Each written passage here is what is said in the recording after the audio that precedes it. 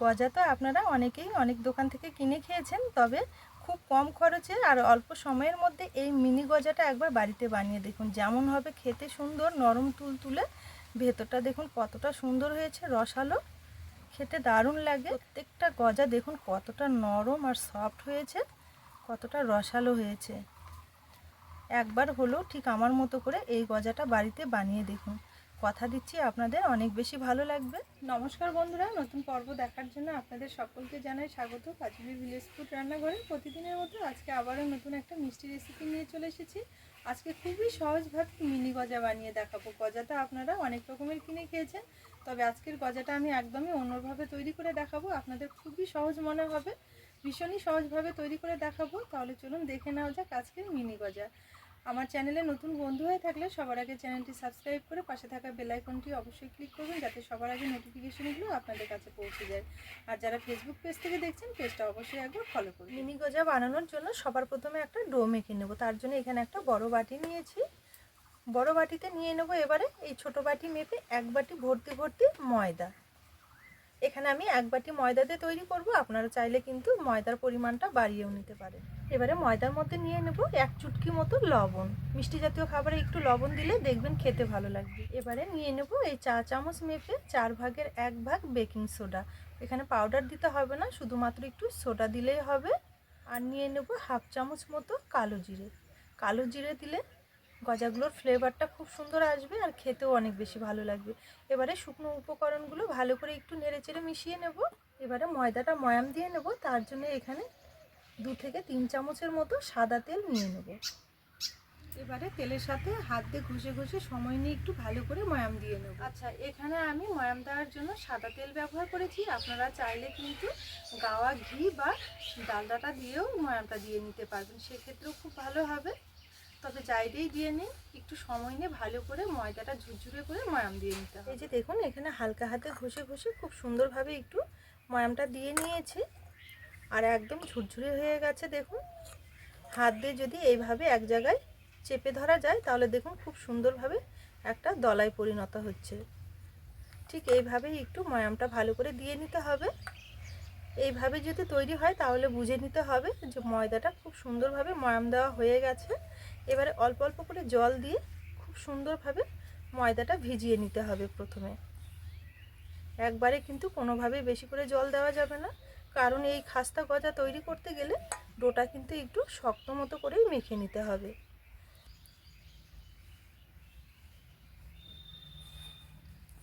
আপনারা দেখে বুঝতেই পারছেন আমি কতটুকুন করে জল ব্যবহার করছি। এইভাবে অল্প অল্প করে জল দিয়ে কিন্তু ময়দাটা ঝুরঝুরে করে মেখে নিতে হবে। এই যে দেখুন, এখানে ডোটা অল্প অল্প করে জল দিয়ে খুব সুন্দরভাবে সফট করে মেখে নিয়েছি আর একটু শক্ত মতো করে মেখে নিয়েছি। ঠিক এইভাবে একটু মেখে নিতে হবে।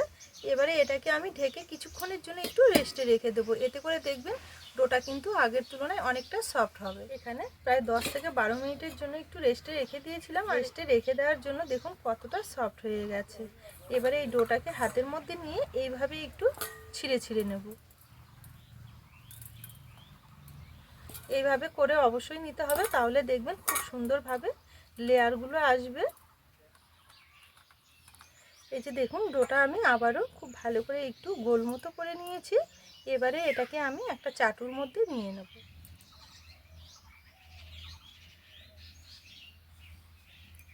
এবার একটা বেলুন দিয়ে হালকা হাতে চাপ দিয়ে একটু বেলে নিতে হবে।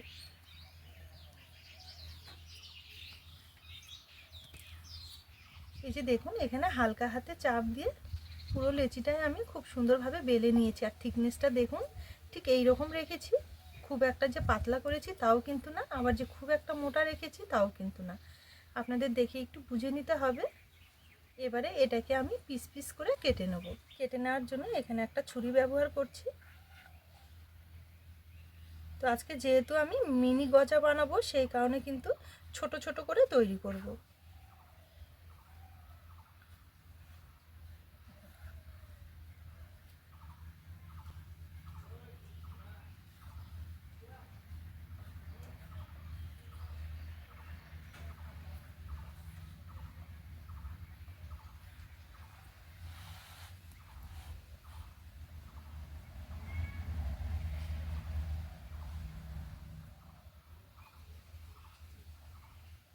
এই যে দেখুন এখানে কিন্তু একদমই ছোট ছোট করে কেটে নিই। আর ছোট করে আমি এই কারণে কেটে নিয়েছি যেহেতু মিনি গজা, আর তাছাড়াও কিন্তু এগুলো ভেজে নেওয়ার সময় অনেকটা ফুলে বড় হবে।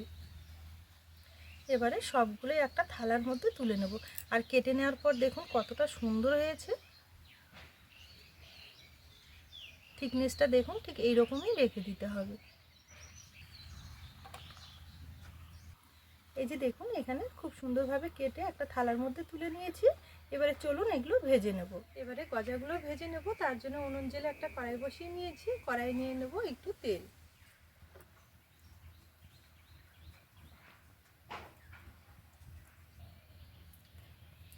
গজাগুলো ভেজে নেওয়ার জন্য তেলটা আমি হালকা একটু গরম করে নিয়েছি। প্রথমে যে খুব একটা বেশি গরম করা যাবে এমনটা কিন্তু নয়, হালকা একটু গরম করে নিতে হবে। এই অবস্থায় এগুলো এবার ছেড়ে দেব।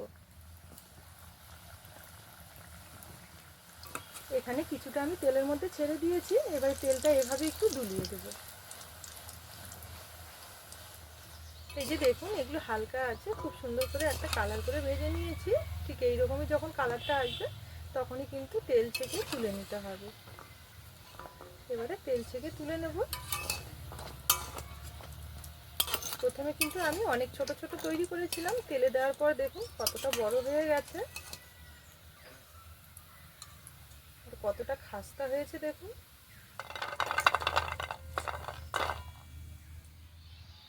একইভাবে বাকিগুলো ভেজে নেব।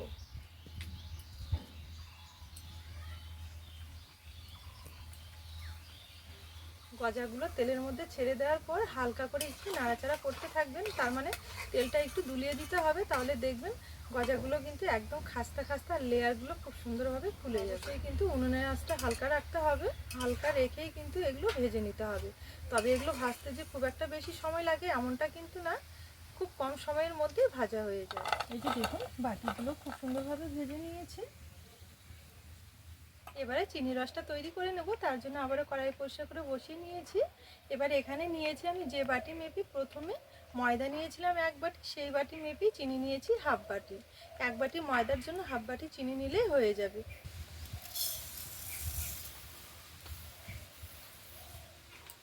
1/2 বাটি চিনির জন্য 1/2 বাটি জল নেব।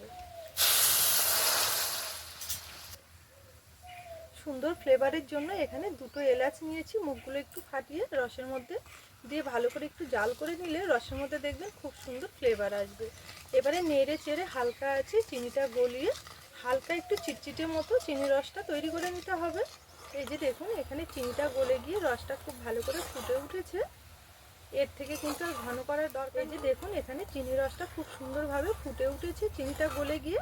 আর এখানে যেহেতু আমি চিনি আর জলটা সমান সমান দিয়েছি, সেই কারণে কিন্তু চিনি রসটা তৈরি হতে খুব একটা বেশি সময় লাগবে না, হালকা একটু চিটচিটে মতো হয়েছে। এবারে নামিয়ে নেব।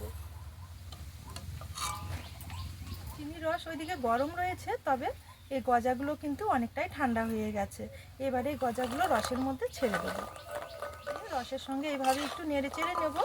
আর এইভাবে নাড়াচাড়া করতে করতেই দেখবেন এগুলো কিন্তু খুব সুন্দরভাবে রসটা সোক করে নেবে। এগুলোতে রস সোক করতে কিন্তু খুব একটা বেশি সময় লাগে না, এইভাবে নাড়াচাড়া করতে করতে খুব সুন্দরভাবে রসালো হয়ে যাবে। তবে আপনারা চাইলে কিন্তু এখানে 10 থেকে 15 মিনিটের জন্য একটু রেস্টে রেখে দেবেন এইভাবে, এতে করে দেখবেন অনেকটাই কিন্তু সুন্দর হবে। এবারে আমি খুব ভালো করে একটু রসের সঙ্গে নেড়ে চেড়ে নিয়েছি। এবারে থালাতে ঢেকে 10 থেকে 15 মিনিটের জন্য একটু রেস্টে রেখে দেব। এখানে আমি 10 মিনিটের জন্য থালাতে ঢেকে একটু রেস্টে রেখে দিয়েছিলাম। আর দেখুন 10 মিনিটের মধ্যে কত সুন্দর হয়েছে, কালারটাও কিন্তু খুব সুন্দরভাবে চেঞ্জ হয়ে গেছে। একটা আমি আপনাদের হাত দিয়ে তুলে দেখাবো, দেখুন কতটা নরম তুলতুলে আর রসালো হয়েছে। রসটা দেখুন কত সুন্দরভাবে সোক করেছে। এবারে একটা থালার মধ্যে তুলে নেব।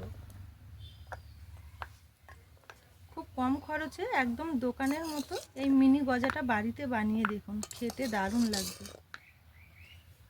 এই যে দেখুন পুরোটাই আমি একটা থালার মধ্যে তুলে নিয়েছি, পুরো এক থালা হয়ে গেছে। আর কতটা সুন্দর লাগছে দেখতে দেখুন, খেতেও কিন্তু দারুণ লাগবে। এগুলো অবশ্যই একবার হলেও বাড়িতে ট্রাই করবেন।